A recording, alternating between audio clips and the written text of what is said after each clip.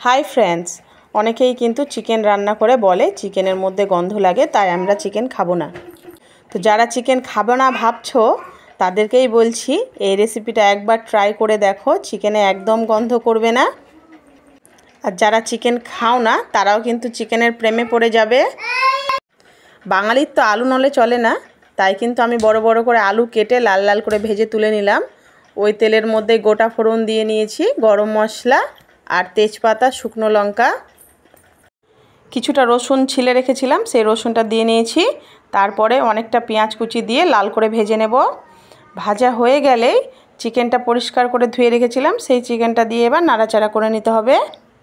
এইবার কিন্তু একটু গ্যাসটা হাই ফ্লেমে 2 থেকে 3 মিনিট চিকেনটাকে ভেজে নিতে হবে, তাহলে অনেকটা গন্ধ কমে যাবে। তারপরে ভাজার পরে পরিমাণ মতো লবণ হলুদ দিয়ে নেব।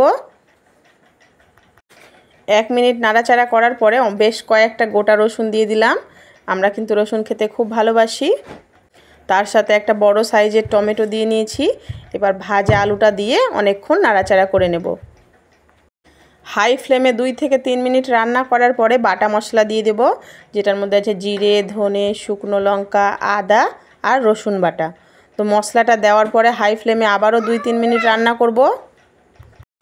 আর এর মধ্যে দিয়ে দেব আমি সানরাইসের গরম মশলা অর্ধেক প্যাকেট মতো, আর মশলা ধোয়া বাটি একটু জল দিয়েছিলাম যেটা দেখানো হয়নি, 1 চামচ মতো চিনি।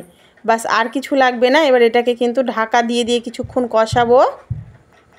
আমি 2 থেকে 3 বার মতো ঢাকা খুলে খুলে গ্যাস কমিয়ে কষিয়ে নিয়েছি। দেখো কষানোটা কিন্তু খুবই সুন্দর হয়েছে। যারা কষা খাবে তারা কিন্তু এই পর্যায়ে রেখে দিতে পারো। কষা মাংসের সাথে ভাত, রুটি সবই কিন্তু খুবই ভালো লাগবে, কিন্তু আমি একটু ঝোল বানাবো তাই আমি পরিমাণ মতো জল দিয়ে নিলাম। তো এইভাবে তোমরা কিন্তু বাড়িতে চিকেন রান্না করে খেয়ে দেখতে পারো, অসাধারণ টেস্টের চিকেন হবে। আর যারা ঝোল খাবে দেখো কি সুন্দর লাল লাল ঝোলও কিন্তু রেডি। এই বড় বড় আলু দিয়ে চিকেনের ঝোল আর ভাত জাস্ট জমে যাবে। তো আজকের মতো এইটুকুই, টাটা, বাই বাই।